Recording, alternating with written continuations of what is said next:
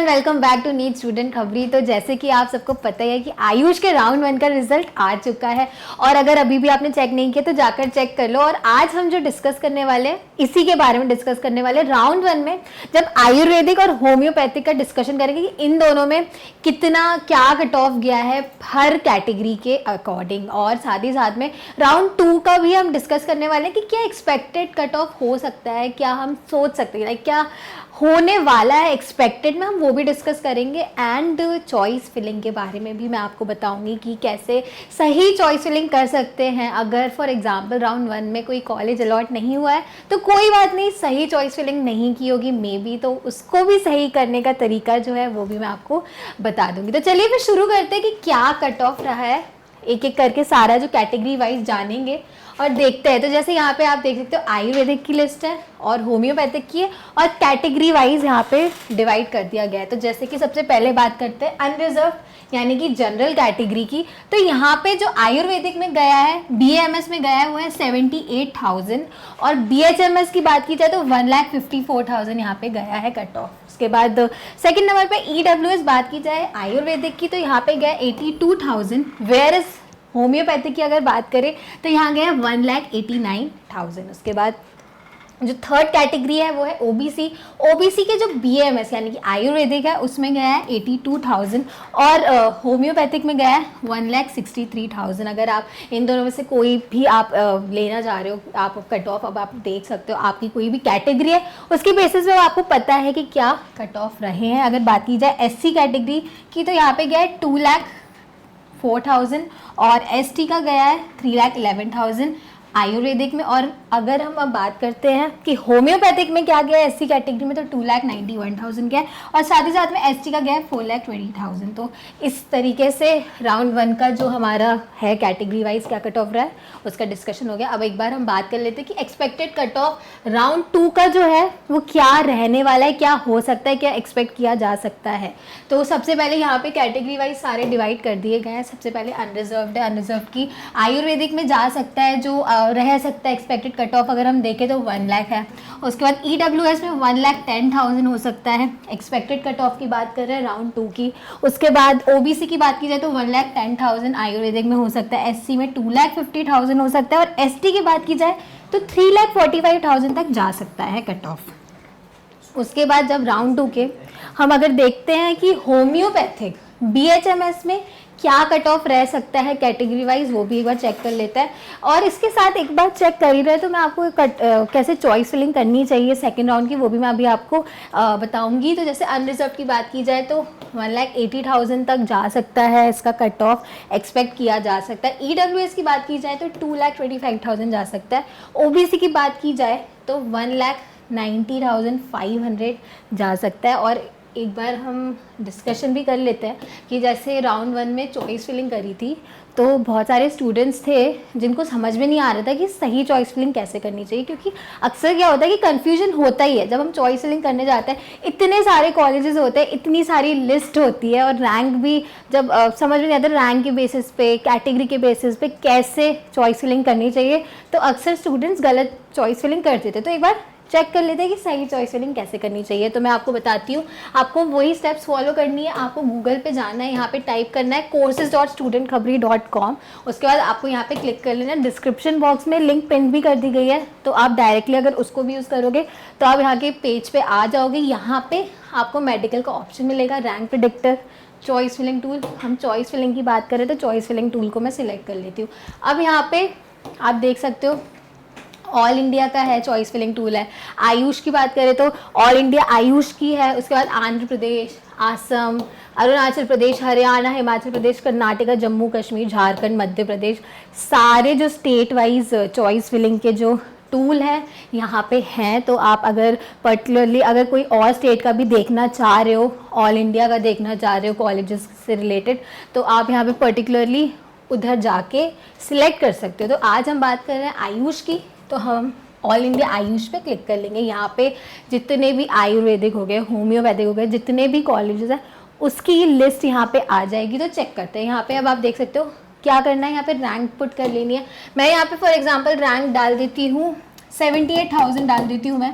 आपकी जो रैंक है आपको वही पुट कर लेनी है। और उसके बाद यहाँ पे ऑल कोर्सेज आप यहाँ पे आयुर्वेदिक है, होम्योपैथिक है यहाँ पे, उसके बाद यूनानी है। तो यहाँ पे चलिए फॉर एग्जांपल मैं आयुर्वेदिक डाल देती हूँ, एक बार हम दोनों करके देख लेंगे, आयुर्वेदिक भी डाल के देख लेंगे और होम्योपैथिक भी डाल के एक बार देख लेंगे। उसके बाद ऑल कैटेगरीज है, अब कौन सी कैटेगरी आपकी SC है, ST है, OBC है, तो उसके बेसिस पे अपनी कैटेगरी पुट कर लेनी है। मैं ओपन डाल देती हूँ फॉर एग्जाम्पल, और राउंड 2 के लिए डालेंगे और जनरेट करेंगे चॉइस फिलिंग। अब यहाँ पे जितने भी आयुर्वेदिक के कॉलेजेस हैं, कोर्स के साथ यहाँ पे आ गया कि ये कॉलेज है, उसका नाम दिया है, कौन से स्टेट में है, वाराणसी में, उत्तर प्रदेश में, कौन सा कोर्स है राउंड 2 के लिए, और कैटेगरी मैंने ओपन रखी थी तो ऐसे आ गया है। तो मैं सारे जितनी भी मैं लिस्ट, अगर मैं स्क्रॉल डाउन करती हूँ तो ये नेवर एंडिंग लिस्ट मुझे दिख रही है। अब यहाँ पे मैं एक एक करके सारे जो कॉलेजेस हैं उनको सिलेक्ट करती जाऊँगी। इससे मेरे लिए ये आसानी होगी कि चॉइस फिलिंग करना ईजी पड़ेगा राउंड 2 के लिए, क्योंकि राउंड 1 की हो गई है। और फॉर एग्जांपल अगर राउंड 1 में अनफॉर्चुनेटली कोई कॉलेज मुझे अगर नहीं अलॉट हुआ होगा तो अब मेरे को थोड़ी पॉसिबिलिटी ज़्यादा दिखेगी कॉलेज अलॉट होने की। तो इस तरीके से मैं सारे जितने भी कॉलेज हैं मैंने अपनी लिस्ट के अकॉर्डिंग सिलेक्ट कर लिया। जनरेट कर लेते हैं चॉइस फिलिंग। अब यहाँ पे मुझे दिख रहा है कि जितने भी मैंने कॉलेज सिलेक्ट करे थे उनमें कुछ कलर आ गया है। कलर की बात की जाए तो यहाँ पे 3 कलर्स आएंगे, रेड होगा, येलो होगा और ग्रीन होगा। रेड कलर का मतलब क्या होगा? तो रेड का मतलब होगा ये जो कॉलेज है, फॉर एग्जांपल ये है national institute of Ayurveda, deemed to be university, Jaipur का है। इसमें मेरे को जो एडमिशन है, जो अलॉट होने की चांसेस हैं वो बहुत ज़्यादा कम है, ना के बराबर है, नहीं मिल सकते। तो अब मुझे पता है कि अगर मैं अपनी चॉइस फिलिंग में ये डालूंगी तो पॉसिबिलिटी जो है वो थोड़ी सी कम है, मुझे अब पता है। लेकिन अगर यहाँ पे मैं ग्रीन में देखूँ तो यहाँ पे मुझे दिख रहा है कि ये सारे जितने भी कॉलेजेस हैं ग्रीन में जो मैंने चॉइस फिलिंग में डाले हैं, ये मुझे अलॉट होने की जो पॉसिबिलिटी है उनकी ज़्यादा बन रही है कि ये कॉलेजेस जो हैं मुझे अलॉट हो सकते हैं, ज़्यादा चांसेस है। तो अगर मैं इसे चॉइस फिलिंग में डालती हूँ तो है चांसेस कि मुझे अलॉट हो जाएगा। और येलो का मतलब होता है कि भाई 50-50 चांसेस है कि वो कॉलेज अलॉट हो भी सकता है, नहीं भी हो सकता है।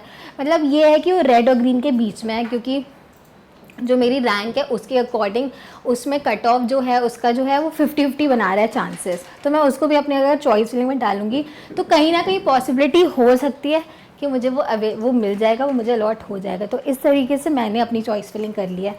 आप भी इसका यूज़ करके अपनी चॉइस फिलिंग कर सकते हो। सेम अब जैसे हमने आयुर्वेदिक कॉलेजेस के लिए की थी, तो अगर अब मैं होम्योपैथिक के लिए फॉर एग्जांपल करना चाहूँगी तो यहाँ पे ब्रांच में मैं होम्योपैथिक को सिलेक्ट कर लूँगी। सेम जो मैंने प्रोसेस अभी करी है फॉर आयुर्वेदिक, सेम इसके लिए करनी है।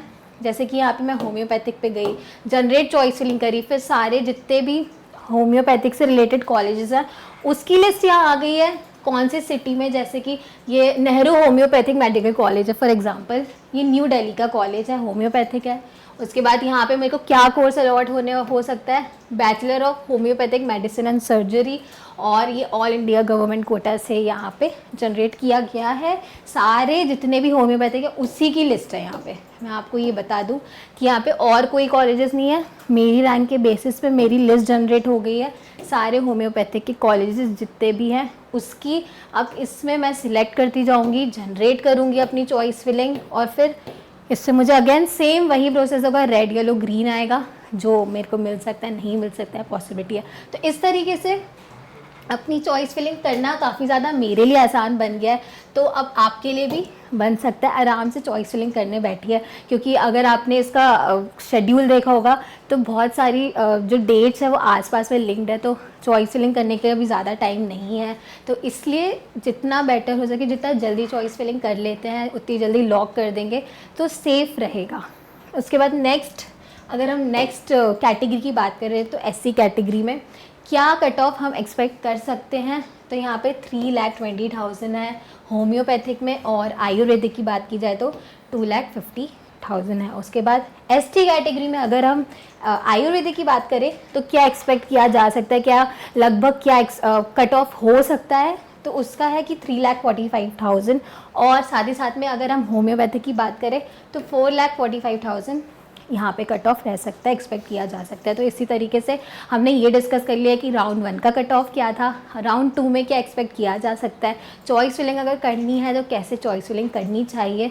तो इस तरीके से आज का टॉपिक तो ख़त्म होता है। अब आपको ऐसी और अगर कन्फ्यूजन है, कोई भी डाउट है आयुष काउंसलिंग से रिगार्डिंग, तो आपको पता ही है क्या करना है। Do not forget to like, share and subscribe to NEET student Khabri. I hope you like this video. For more such videos, keep watching our channel. And do not forget to like, share and subscribe.